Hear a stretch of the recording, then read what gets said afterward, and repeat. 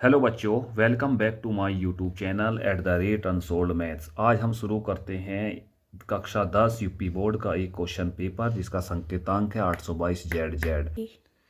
इस question paper का बच्चों 1 से लेकर 10 क्वेश्चन के MCQ की मल्टीपल चॉइस क्वेश्चन की वीडियो हम पहले बना चुके हैं। आज हम शुरू करते हैं क्वेश्चन नंबर 11। साइन 15 अंश अपॉन कोस 75 अंश। तो बच्चों ये है हमारे पास साइन 15 डिग्री और कोस 75 डिग्री। हम इसको फॉर्मूले के हिसाब से कर सकते हैं 90 - 75। बच्चों 15 को हम लिख सकते हैं 90 - 75 अपॉन कोस 75। साइन 90 - 75 ये बदल जाएगा कोस 75 में, और अपोन में कोस 75 है हमारे पास। कोस 75 से कोस 75 कट जाएगा, ये आएगा 1। तो इसका जो करेक्ट ऑप्शन है बच्चों ए। नेक्स्ट क्वेश्चन, निम्न सारणी का समांतर माध्य होगा। तो क्लास इंटरवल दिया हुआ है, बारंबारता दी हुई है, तो हमने यहाँ पे लिखा 0 से 10, 10 से 20, 20 से 30, 30 से 40, 40 से 50। और बारंबारता में लिखा है 5, 6, 5, 3, 1। तो मैंने क्लास इंटरवल का मध्यमान निकाला, 0 से 10 के मध्यमान 5, इसका 15, 25, 35, 45। फिर हमने बारंबारता की मध्यमान में मल्टीप्लाई की f गुना x। तो 5, 5 या 25, इसकी मल्टीप्लाई करेंगे 90, 5 की 25 में करेंगे 125, 3 की 35 में करेंगे 105, 1 की 45 में करेंगे 45। f का मैंने सम किया तो 20 आ गया, fx का सम किया 390। तो समांतर माध्य का फॉर्मूला है sigma fx upon sigma f। Sigma fx की जो वैल्यू है वो 390 है, अपोन में सिग्मा f 20, 0 से 0 कट जाएगा। 39 को 2 से डिवाइड करेंगे तो 19.5। तो क्वेश्चन नंबर 12 का ऑप्शन आ जाएगा बच्चों D is correct option. Next question 13, यदि 3 कोट थीटा इक्वल टू 4 तो कोसेक थीटा का मान होगा। तो बच्चों इसके लिए हमारे पास क्वेश्चन दिया मैंने 3 cot theta equal to 4। Cot theta की वैल्यू निकाली 4/3। कोट थीटा का फॉर्मूला होता है आधार बटे लंब। मैंने एक राइट ट्रायंगल बनाया, आधार पे मैंने 4 लिखा, लंब पे मैंने 3 लिखा, और AC मुझे ज्ञात करना है। एक समकोण त्रिभुज है, पाइथागोरस प्रमेय से AC की वैल्यू हम निकाल लेंगे अंडर रूट में लंब का स्क्वायर प्लस आधार का स्क्वायर। तो 9 + 16 अंडर रूट के अंदर हो गया 25। AC की वैल्यू आ गई बच्चों 5। तो कोसेक थीटा की वैल्यू हमें निकालनी है। कोसेक थीटा होता है कर्ण बटे लंब। कर्ण पे हमारे पास है 5 और लंब पे हमारे पास है 3। तो 5/3 इसका आंसर हो जाएगा बच्चों, C answer is correct. Next question 14, यदि दो गोलों के अनुपातों आयतनों का अनुपात 27/64 है तो उनके पृष्ठ क्षेत्रफलों का अनुपात होगा। तो आइए बच्चों स्टार्ट करते हैं क्वेश्चन समझना। दो गोले आयतन दिया हुआ है, हमने लिखा V1/V2। फॉर्मूला यूज करते हैं 4/3 पाई R1 क्यूब। दूसरे गोले का आयतन V2 4/3 पाई R2 क्यूब। 4/3 पाई से 4/3 पाई कैंसिल हो जाएगा। V1/V2 की वैल्यू दी हुई है अनुपात में 27/64। तो इसको लिख सकते हैं R1/R2 की पावर क्यूब। तो 27/64 को भी लिख सकते हैं 3/4 की पावर क्यूब। तो इससे R1/R2 की वैल्यू आ जाएगी 3/4। हमें निकालना है पृष्ठीय क्षेत्रफलों का अनुपात गोले के। तो पहले गोले का पृष्ठीय क्षेत्रफल S1, दूसरे का है S2। तो फॉर्मूला यूज करते हैं 4πr1 स्क्वायर, पहले गोले का पृष्ठ क्षेत्रफल।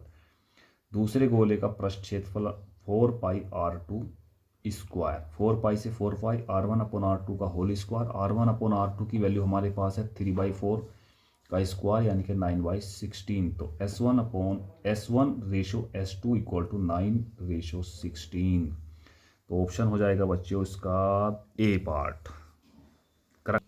नेक्स्ट क्वेश्चन से समीकरण x² - 2x + 1 = 0 के मूल होंगे। तो इक्वेशन को सॉल्व करते हैं। आइए, x² - 2x + 1 = 0। ये हो गया x - 1 का होल स्क्वायर इक्वल टू 0। तो हम इसे लिख सकते हैं x - 1 इक्वल टू 0। पहले वाले फैक्टर से x की वैल्यू 1 आ जाएगी, दूसरे से x इक्वल टू 1 आ जाएगी, तो मूल 1 1 हो जाएंगे बच्चों। इसका आंसर है A is correct option. Next question, यदि कुछ प्रेक्षणों के बहुलक तथा माध्य क्रमशः 45 और 27 है तो माध्यिका होगी। तो समझते हैं बच्चों, एक फॉर्मूला हमारे पास है, बहुलक बराबर 3 गुना माध्यिका माइनस 2 इंटू समांतर माध्य। तो ये बहुलक और माध्य की वैल्यू मैंने इसमें पुट करी, तो 45 equal to 3 MD - 2 multiply by 27, तो 27 दूनी 54 इधर आके प्लस हो जाएगा, ये हो जाएगा 99, तो 3 से कटेगा 33 बार, तो MD इक्वल टू आ गया 33, तो इसका answer B is correct answer. Next question, यदि 7, 13, 20, 17 तथा 3x का समांतर माध्य 18 है तो x का मान ज्ञात कीजिए। तो आइए समझते हैं। समांतर माध्य बराबर पदों का योगफल बटे पदों की संख्या। समांतर माध्य हमें दिया हुआ है 18, मैंने 18 रखा। पदों का योगफल जितने भी आंकड़े दिए हुए हैं सबको प्लस किया। पदों की संख्या 1 2 3 4 5/5। तो कैलकुलेशन करके बच्चों हम 11 x की वैल्यू निकाल सकते हैं 11। तो x की वैल्यू हमारे पास C option is correct answer 11। 18 question, समीकरण 3/x - 2x equal to 2/x का हल। तो आइए बच्चों समझते हैं। 3/x - 2x equal to 2/x, मैंने इसको अपॉन में 1 करके एलसीएम लिया x, तो क्रॉस मल्टीप्लाई करी 3 - 2x square equal to 2/x, तो क्रॉस मल्टीप्लाई हो जाएगी 3x - 2x cube equal to 2x, और बाकी कैलकुलेशन करके हम x की वैल्यू निकाल सकते हैं बच्चों, x इक्वल टू +-1/√2। 18 का ए ऑप्शन इज करेक्ट।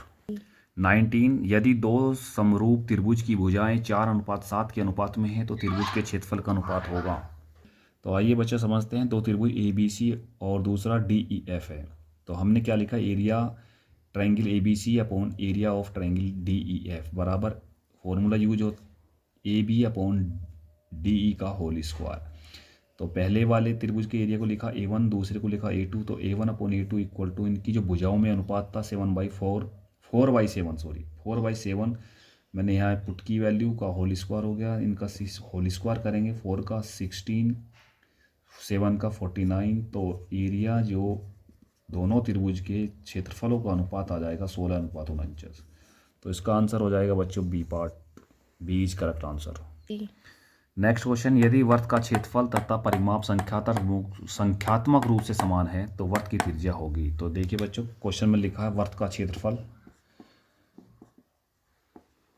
और वर्त का परिमाप, इन वर्त का परिमाप ये दोनों संख्यात्मक रूप से बराबर है। तो वर्त का परिमाप होता है πr², वर्त का क्षेत्रफल हो गया πr², तो वर्त का परिमाप हो जाएगा 2πr, तो पाई से मैंने पाई कैंसिल कर दिया, तो r² equal to 2r, r से एक पावर भी कट जाएगी, r बराबर 2 मात्रक।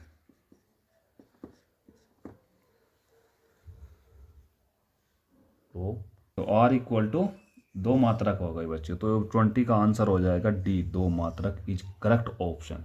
प्यारे बच्चों, अगर आपने अभी तक हमारे चैनल को सब्सक्राइब नहीं किया है तो प्लीज़ सब्सक्राइब कर दें और बेल आइकन दबा दें ताकि हमारी नेक्स्ट वीडियो का नोटिफिकेशन आपको मिल जाए। बच्चों, ये आपके लिए बहुत ही यूजफुल वीडियो है, स्किप मत करना, पूरा देखना। अगर कोई भी समस्या है तो कमेंट बॉक्स में ज़रूर लिखें। Thank you.